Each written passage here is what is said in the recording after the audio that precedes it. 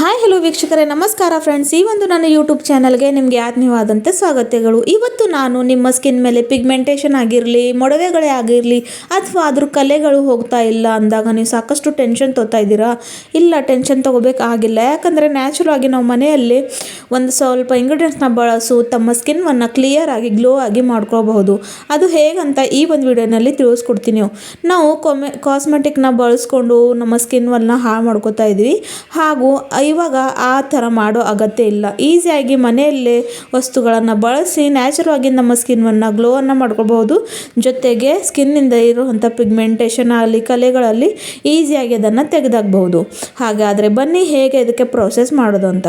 ಇಲ್ಲಿ ನೋಡಿ, ಮೊಟ್ಟ ಮೊದಲು ನಾನು ಒಂದು ಬೌಲ್ ತೊಗೊಂಡಿದ್ದೀನಿ. ಅದಕ್ಕೆ ನಾನು ತೊಗೊಳ್ತಾ ಇರೋದು ಹಸಿ ಹಾಲು. ಹಸಿವೆ ಹಾಲಂತೂ ನ್ಯಾಚುರಲ್ ಆಗಿ ಕ್ಲಿನ್ಸಿಂಗ್ ಮಾಡೋಕ್ಕೆ ಹೆಲ್ಪ್ ಮಾಡುತ್ತೆ. ನೋಡಿ, ಕ್ಲಿನ್ಸಿಂಗ್ ಅಂತ ಸಾಕಷ್ಟು ಹಣ ಖರ್ಚು ಮಾಡಿ ನಾವು ಕಾಸ್ಮೆಟಿಕ್ ತರ್ತೀವಿ. ಆದರೆ ಹಸಿ ಹಾಲು ಸಾಕಷ್ಟು ಚೆನ್ನಾಗಿ ರೀತಿಯಲ್ಲಿ ಮುಖವನ್ನು ಕ್ಲೀನ್ ಮಾಡುತ್ತೆ. ನೆಕ್ಸ್ಟ್ ನಾನು ತೊಗೊತಾ ಇರೋದು ಕಡಲೆ ಹಿಟ್ಟು ಅಂತೂ ನಮ್ಮ ಸ್ಕಿನ್ಗೆ ಬಹಳಷ್ಟು ಒಳ್ಳೆಯದು. ಇದು ನಮ್ಮ ಸ್ಕಿನ್ಗೆ ಸಾಫ್ಟ್ ಮಾಡುತ್ತೆ ಹಾಗೂ ಸ್ಕಿನ್ನ ಒಂದು ಹೊಳಪು ತರುತ್ತೆ. ಚೆನ್ನಾಗಿ ಸ್ಕಿನ್ ಮೇಲೆ ಇದನ್ನು ಅಪ್ಲೈ ಮಾಡ್ಕೋತಾ ಬಂದರೆ ಕಂಟಿನ್ಯೂಯಸ್ಲಿ ಸ್ವಲ್ಪ ದಿನಗಳ ನಂತರ ನಿಮಗಿರೋ ಅಂಥ ಪಿಗ್ಮೆಂಟೇಷನ್ ಆಗಲಿ, ಕಳೆಗಳಾಗಲಿ, ಅಥವಾ ನಿಮ್ಮ ಸ್ಕಿನ್ ಗ್ಲೋ ಆಗ್ತಾ ಇಲ್ಲ ಅಂದಾಗ ಈ ಒಂದು ರೆಮಿಡಿಯನ್ನು ಬಳಸಿ ನೋಡಿ, ಖಂಡಿತ ನಿಮಗೆ ಉಪಯೋಗ ಬರೋಂಥದ್ದು ವೀಕ್ಷಕರೇ. ನೋಡಿ, ಇವಾಗ ಇದಕ್ಕೆ ಸ್ವಲ್ಪ ಲೂಸ್ ಅನ್ನಿಸ್ತಾ ಇತ್ತು ಅಂತ ಸ್ವಲ್ಪ ಇನ್ನಷ್ಟು ಕಡಲೆ ಹಿಟ್ಟು ಹಾಕ್ಕೊಂಡು ಒಳ್ಳೆ ರೀತಿಯಲ್ಲಿ ಮಿಕ್ಸ್ ಮಾಡ್ಕೋತಾ ಇದ್ದೀನಿ. ಯಾವುದೇ ಒಂದು ಲಮ್ಸ್ ಅಥವಾ ಏನು ಇದರಲ್ಲಿ ಇರಬಾರ್ದು. ಆ ಒಂದು ಪೇಸ್ಟ್ ರೀತಿ ಸ್ಕಿನ್ ಮೇಲೆ ಅಪ್ಲೈ ಮಾಡೋದಕ್ಕೆ ಇದಕ್ಕೆ ಮಿಕ್ಸ್ ಮಾಡ್ಕೊಳ್ಬೇಕಾಗುತ್ತೆ. ಇವಾಗ ನೋಡಿ, ನಾನು ಇದಕ್ಕೆ ಕಲಿಸ್ಕೊತಾ ಇದ್ದೀನಿ. ನೋಡಿ, ನ್ಯಾಚುರಲ್ ಆದಂಥ ಈ ಥರ ರೆಮಿಡೀಸ್ ಮಾಡಿಕೊಂಡ್ರೆ ನಮ್ಮ ಸ್ಕಿನ್ಗೆ ಯಾವುದು ಸೈಡ್ ಎಫೆಕ್ಟ್ ಆಗೋದಿಲ್ಲ ಹಾಗೂ ಏನೂ ಇಲ್ಲ. ಜೊತೆಗೆ ಯಾವುದೇ ಒಂದು ಹಾನಿ ಆಗದೆ ಸ್ಕಿನ್ ನ್ಯಾಚುರಲ್ ಆಗಿ ಗ್ಲೋ ಆಗುತ್ತೆ. ಸೊ ನೆಕ್ಸ್ಟ್ ಬಂದು ಇಲ್ಲಿ ಏನು ಹಾಕ್ತೀನಪ್ಪ ಅಂತ ನೋಡೋಣ. ಸೊ ಸ್ಕಿಪ್ ಮಾಡಿದೆ ಪೂರ್ತಿ ವಿಡಿಯೋ ನೋಡಿ ವೀಕ್ಷಕರೇ.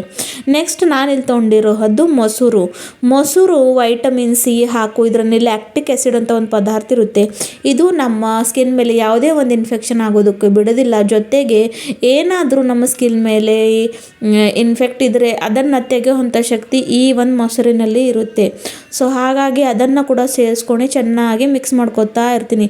ಇದು ಹಾಕಿದ ನಂತರ ನೋಡ್ತಾ ಇರ್ಬೋದು ಎಷ್ಟು ಸ್ಮೂತ್ ಇರೋ ಅಂಥ ಪೇಸ್ಟ್ ರೆಡಿಯಾಗಿದೆ ಅಂತ. ಭಾಳಷ್ಟು ಈಸಿ ಇದೆ. ನೀವೆಲ್ಲಾದರೂ ಹೊರಗಡೆ ಹೋಗ್ಬೇಕಂದಾಗ, ನಿಮ್ಮ ಹತ್ರ ಟೈಮ್ ಇಲ್ಲ, ಇನ್ಸ್ಟೆಂಟ್ ಸ್ಕಿನ್ನ ಗ್ಲೋ ಮಾಡ್ಕೋಬೇಕಂದಾಗ ಈ ಒಂದು ರೆಮಿಡಿನ ಖಂಡಿತ ಟ್ರೈ ಮಾಡಿ ನೋಡಿ ವೀಕ್ಷಕರೇ, ನಿಮಗೆ ಹೆಲ್ಪ್ ಆಗುತ್ತೆ. ಜೊತೆಗೆ ಯಾರಿಗೆಲ್ಲ ತುಂಬ ಪಿಂಪಲ್ಸ್ ಇದೆ ಅವ್ರು ಕೂಡ ಈ ಒಂದು ರೆಮಿಡಿನ ಕಂಟಿನ್ಯೂಯಸ್ಲಿ ಬಳಸ್ತಾ ಬಂದರೆ ಸ್ವಲ್ಪ ದಿನಗಳ ನಂತರ ಯಾವ ಒಂದು ಸಮಸ್ಯೆ ಕೂಡ ನಿಮ್ಮ ಮುಖದ ಮೇಲೆ ಇರೋದಿಲ್ಲ. ನೆಕ್ಸ್ಟ್ ಇಲ್ಲಿ ನಾನು ತೊಗೊಂಡಿರೋದು ಬ್ರೂ ಕಾಫಿ. ಇನ್ಸ್ಟೆಂಟ್ ಕಾಫಿ ಇರುತ್ತಲ್ಲ, ಯಾವ ಕಂಪನಿದು ಇದ್ರೂ ಪರವಾಗಿಲ್ಲ, ಮಾತ್ರ ಕಾಫಿಯನ್ನು ತೊಗೊಂಡ್ರಿ. ಕಾಫಿ ಯಾಕಪ್ಪ ಹಾಕ್ಕೋಬೇಕಂದ್ರೆ ಸ್ಕಿನ್ಗೆ ಸ್ಕ್ರಬ್ ಮಾಡಿಕೊಂಡಾಗ ಕಾಫಿಯಲ್ಲಿ ಇರ್ತಕ್ಕಂಥ ಪದಾರ್ಥಗಳು ನಮ್ಮ ಡೆಡ್ ಸ್ಕಿನ್ಸಲ್ಲಿ ತೆಗೆದು ಹಾಕಿ ಸ್ಕಿನ್ಗೆ ಒಂದು ಹೊಸ ಹೊಳಪು ನೀಡೋಕ್ಕೆ ಹೆಲ್ಪ್ ಮಾಡುತ್ತೆ. ಹಾಗಾಗಿ ಇಲ್ಲಿ ನಾನು ಕಾಫಿನ ಕೂಡ ಹಾಕೋತಾ ಇದ್ದೀನಿ. ಇಲ್ಲಿ ನೀವು ನೋಡ್ತಾ ಇರ್ಬೋದು ಎಷ್ಟು ಚೆನ್ನಾಗಿ ಪೇಸ್ಟ್ ರೆಡಿ ಆಗಿದೆ ಅಂತ. ಇವಾಗ ಇದಕ್ಕೆ ಹೇಗೆ ಅಪ್ಲೈ ಮಾಡ್ಕೊಳ್ಳೋದು, ಆಗ ಎಷ್ಟು ಹೊತ್ತು ನಮ್ಮ ಸ್ಕಿನ್ ಮೇಲೆ ಇಡಬೇಕು ಅಂತ ಕೂಡ ಹೇಳ್ತೀನಿ ಮುಂದೆ ವೀಡಿಯೋನಲ್ಲಿ. ಸೊ ಸ್ಕಿಪ್ ಮಾಡಿದೆ ಪೂರ್ತಿ ವೀಡಿಯೋ ನೋಡಿ. ಯಾಕಂದರೆ ನೀವು ಚೆನ್ನಾಗಿ ತಿಳ್ಕೊಂಡ್ರೆ ನಿಮಗೆ ಅಪ್ಲೈ ಮಾಡ್ಕೊಳ್ಳೋಕ್ಕೂ ಹಾಗೂ ಯೂಸ್ ಮಾಡೋಕ್ಕೂ ಕೂಡ ಈಸಿ ಆಗುತ್ತೆ ವೀಕ್ಷಕರೇ. ಇವಾಗ ನೋಡಿ, ಇದನ್ನು ನಿಮಗೆ ನಾನು ಅಪ್ಲೈ ಹೇಗೆ ಮಾಡ್ಕೊಳ್ಳೋದು ಅಂತ ಒಂದು ಡೆಮೋ ತೋರಿಸ್ತೀನಿ. ಇವಾಗ ನೋಡಿ, ಇದು ನನ್ನ ಹ್ಯಾಂಡ್ ಇದೆ. ಮೊದಲಂತೂ ಸ್ವಚ್ಛವಾಗಿ ತೊಳ್ಕೊಂಡು ಬರಬೇಕು. ಯಾವುದೇ ಒಂದು ನಾವು ಸ್ಕಿನ್ಗೆ ರೆಮಿಡಿ ಬಳಸಿದಾಗ ಮೊದಲಂತೂ ನಮ್ಮ ಫೇಸ್ಗೆ ಕ್ಲೀನ್ ಮಾಡ್ಕೊಳ್ಬೇಕು. ಹಾಲು ತೊಗೊಂಡು ಮಾಡ್ಕೊಳ್ಳಿ ಅಥವಾ ನೀವು ಯಾವುದಾದ್ರೂ ಕ್ಲಿನ್ಸಿಂಗ್ ಯೂಸ್ ಮಾಡ್ತೀರಾ ಅದನ್ನು ತೊಗೊಂಡು ಮಾಡ್ಕೊಳ್ಳಿ. ನೆಕ್ಸ್ಟ್ ರೆಡಿ ಮಾಡಿಟ್ಕೊಳ್ಳೋಂಥ ಪೇಸ್ಟನ್ನ ಈ ಥರ ಹಾಕ್ಕೊಂಡು ಚೆನ್ನಾಗಿ ಒಂದು 5-10 ನಿಮಿಷ ಈ ಥರ ಮಸಾಜ್ ಮಾಡಿ ಎಲ್ಲ ಸ್ಕ್ರಬ್ ಮಾಡ್ಕೊಳ್ಬೇಕು.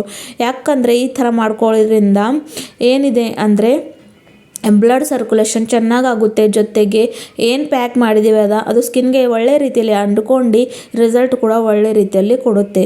ಸೊ ಹಾಗಾಗಿ ಈ ಥರ ಮಾಡಬೇಕು.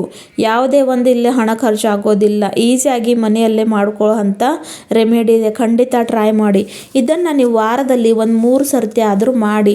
ಸ್ವಲ್ಪ ದಿನಗಳ ನಂತರ ನಿಮಗಿರೋ ಅಂಥ ಸ್ಕಿನ್ ಪ್ರಾಬ್ಲಮ್ ಕಡಿಮೆ ಆಗುತ್ತೆ. ಒಂದೇ ಸಮಯದಲ್ಲಿ ಆಗೋದಿಲ್ಲ ವೀಕ್ಷಕರೇ. ಸ್ವಲ್ಪ ಯಾವುದಾದ್ರೂ ರೆಮಿಡಿ ಆದರೆ ಸ್ವಲ್ಪ ಟೈಮ್ ತಗೊಳ್ಳುತ್ತೆ. ಆಗುತ್ತೆ. ಇವಾಗ ನೋಡಿ ನಾನು ಇದಕ್ಕೆ ಸ್ವಚ್ಛವಾಗಿ ತೊಳ್ಕೊಂಡು ಬಂದಿದ್ದೀನಿ. ಒಂದು 10-15 ನಿಮಿಷ ಹಾಗೆ ಸ್ಕಿನ್ ಮೇಲೆ ಬಿಡಬೇಕು.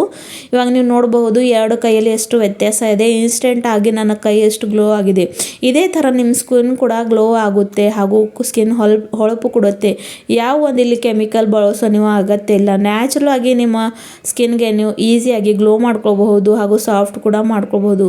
ಹಾಗೂ ಈ ಒಂದು ರೆಮಿಡಿ ನಿಮಗೆ ಹೇಗೆ ಅನ್ನಿಸ್ತು ಅಂತ ಕಮೆಂಟ್ ಬಾಕ್ಸ್ನಲ್ಲಿ ತಿಳಿಸಿ. ಜೊತೆಗೆ ಈ ಒಂದು ನನ್ನ ಚಾನಲ್ನ ನೀವು ಹೊಸದಾಗಿದ್ದರೆ ಪ್ಲೀಸ್ ವೀಕ್ಷಕರೇ ಸಬ್ಸ್ಕ್ರೈಬ್ ಮಾಡ್ಕೊಳ್ಳಿ. ನಿಮ್ಮ ಒಂದು ಲೈಕ್ ಒಂದು ಸಬ್ಸ್ಕ್ರಿಪ್ಷನ್ ಬಹಳಷ್ಟು ಪ್ರೋತ್ಸಾಹನೆ ಕೊಡುತ್ತೆ. ಮತ್ತೆ ಸಿಗೋಣ ಮುಂದಿನ ವಿಡಿಯೋದಲ್ಲಿ ಮತ್ತೊಂದು ನ್ಯಾಚುರಲ್ ರೆಮಿಡಿ ಜೊತೆ. ಅಲ್ಲಿವರೆಗೂ ಟೇಕ್ ಕೇರ್. ಬಾಯ್ ಬಾಯ್.